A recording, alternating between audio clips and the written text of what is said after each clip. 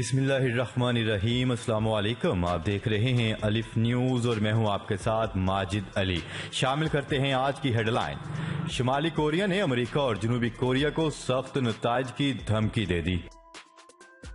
روسی صدر نے سعودی ولی عہد کے موقف کی حمایت کر دی۔ ایرانی وزیر خارجہ نے جنرل قاسم سلیمانی سے متعلق اپنی لیک آڈیو پر معافی مانگ لی۔ امریکہ کی ایران کے ساتھ قیدیوں کے تبادلے اور فنڈ ریلیز کرنے کی تردید۔ سعودی عرب نے اپنے مسافروں کے لیے اہم اعلان کر دیا۔ سعودی حکام نے عمرے کے لیے مسافروں کے پاس عمرہ ویزا لازمی قرار دے دیا۔ سعودی حکومت کا ویکسین لگوانے والے شہریوں کو بیرون ملک سفر کرنے کی اجازت دینے کا اعلان۔ بھارت میں ریاستی الیکشن میں مودی سرکار کو بڑا دھچکا۔ پاکستان اور دنیا بھر کی خبروں سے باخبر رہنے کے لیے الف نیوز کو سبسکرائب کر لیں اور بیل آئیکن کو کلک کرنا نہ بھولیے گا۔ ناظرین، اپنی آراء کا اظہار کمنٹ سیکشن میں لازمی کیجیے گا۔ ہیڈ لائنز آپ نے جانی، اب بڑھتے ہیں خبروں کی تفصیلات کی طرف۔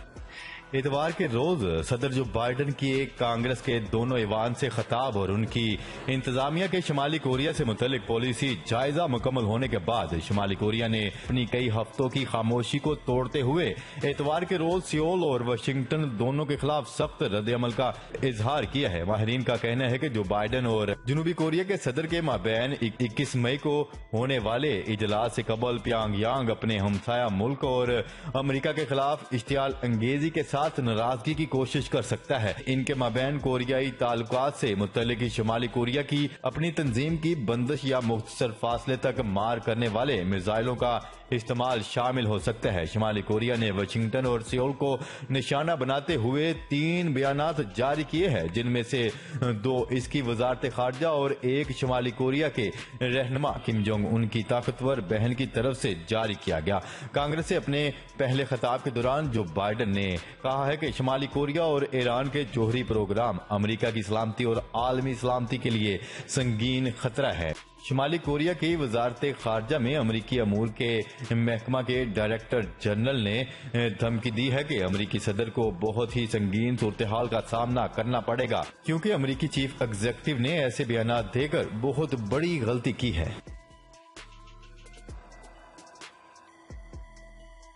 خبر کے اگلے حصے میں بات کرتے ہیں۔ روسی ایوان صدارت کے ترجمان کا کہنا ہے کہ روس بین الاقوامی تعلقات پر سعودی ولی عہد محمد بن سلمان کے موقف کی حمایت کرتا ہے۔ انہوں نے کہا ہے کہ ماسکو حکومت ریاض کے ساتھ نئے مکالمے کا عزم رکھتے ہیں۔ بین الاقوامی معاملات اور امور پر دو طرفہ موقف اور اصول کو مد نظر رکھا جائے گا۔ روس نے شہزادہ محمد بن سلمان کے حالیہ انٹرویو میں کیے جانے والی باتوں اور مستقبل کے لاہے عمل کی بھی تائید کی ہے۔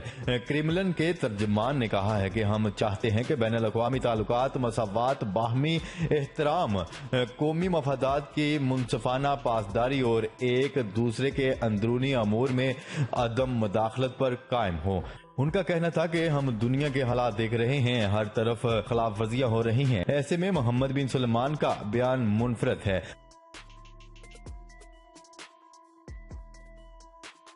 خبر کے اگلے حصے میں بات کرتے ہیں۔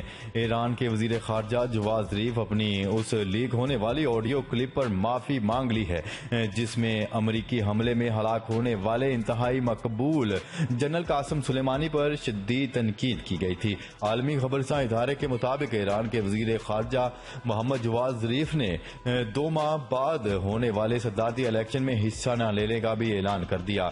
جنرل قاسم سلیمانی کے اہل خانہ اور ایرانی عوام سے لیک آڈیو کے مندرجات پر معافی مانگ لی۔ جواد ظریف نے سماجی رابطے کی ویب سائٹ پر اپنی وضاحتی بیان میں کہا ہے کہ ایران کے عظیم لوگ جنرل قاسم سلیمانی سے سخت محبت کرنے والے ہیں۔ میں گزشتہ ہفتے منظر عام پر آنے والی آڈیو کلپ پر معافی مانگتا ہوں اور امید کرتا ہوں کہ جنرل قاسم سلیمانی کے اہل خانہ بھی مجھے معاف کر دیں گے۔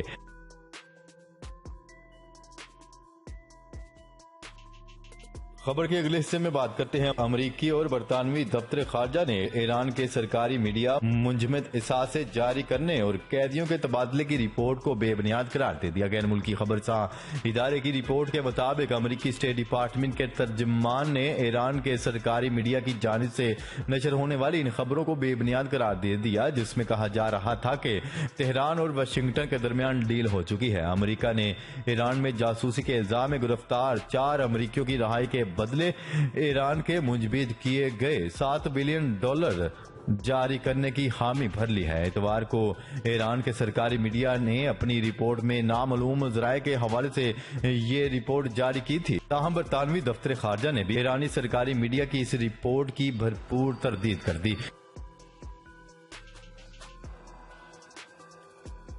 خبر کے اگلے حصے میں بات کرتے ہیں۔ سعودی عرب مسافروں کے لیے اہم اعلان۔ سعودی ایئر لائن السعودیہ نے مسافروں کی سہولت کے لیے کنفرم ٹکٹوں کی ری شیڈولنگ اور دوبارہ اجرا پر عائد فیس ختم کرنے کا اعلان کر دیا۔ غیر ملکی خبرساں ادارے کی رپورٹ کے مطابق السعودیہ نے 27 اپریل سے 31 مئی 2021 تک 27 اپریل سے 31 دسمبر 2021 تک جاری ہونے والی ٹکٹوں پر ری شیڈولنگ اور دوبارہ اجرا پر عائد فیس ختم کر دی ہے۔ سعودی عربین ایئر لائن کا کہنا ہے کہ وہ ٹکٹ جو 24 جنوری سے 18 دسمبر 2020 تک کے لیے جاری کرائے گئے تھے مگر استعمال نہ ہو سکے، ان کی ری بکنگ یا روٹ کی تبدیلی کی سہولت ایک بار پھر دی جائے گی، جس پر کسی قسم کا اضافی چارج وصول نہیں کیا جائے گا۔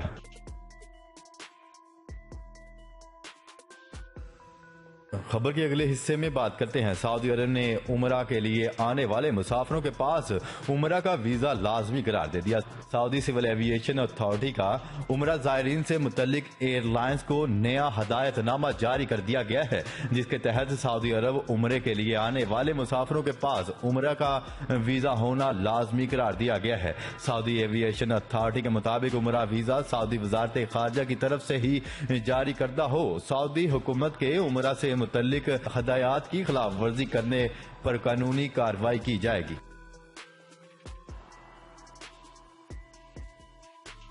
خبر کے اگلے حصے میں بات کرتے ہیں۔ سعودی حکومت نے کرونا ویکسین لگوانے والے سعودی شہریوں کو 17 مئی سے سفر کی اجازت دینے کا اعلان کر دیا۔ سعودی وزارت داخلہ کے مطابق 17 مئی تک 1 بجے سے سعودی شہریوں کے بیرون ملک سفر سے پابندی اٹھائی جائے گی اور ویکسین لگوانے والے سعودی شہریوں کو 17 مئی سے سفر کی اجازت دی جائے گی۔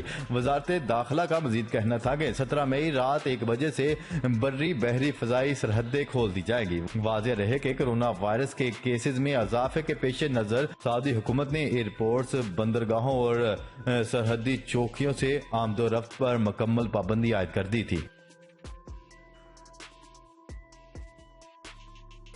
خبر کے اگلے حصے میں بات کرتے ہیں۔ بھارت کی 5 ریاستوں میں الیکشن کے نتائج کا اعلان کر دیا گیا۔ حکمران جماعت بھارتیہ جنتا پارٹی ایک اور اپوزیشن جماعتیں 4 ریاستوں میں آگے ہیں۔ کیرلا میں کمیونسٹ اور تامل ناڈو میں علاقائی جماعتوں کو برتری حاصل ہے۔ مغربی بنگال میں ممتا بنرجی کی جماعت نے مودی کو شکست دے دی، جبکہ آسام میں بی جے پی اور اتحادیوں کو برتری حاصل ہے۔ سب سے زیادہ اہمیت کا حامل الیکشن مغربی بنگال کا تھا، جہاں غیر حتمی سرکاری نتائج کے مطابق 192 نشستوں میں 185 پر وزیر اعلیٰ ممتا بنرجی کی جماعت کانگریس نے کامیابی حاصل کر کے مودی کو شکست دے دی۔ جی تو ناظرین، آج کے لیے اتنا ہی۔ مزید خبریں لے کر بہت جلد آپ کی خدمت میں حاضر ہوں گے۔ تب تک کے لیے اپنا خیال رکھیے گا۔ اللہ نگہبان۔ پاکستان زندہ باد، پاکستان آرمی پائندہ باد۔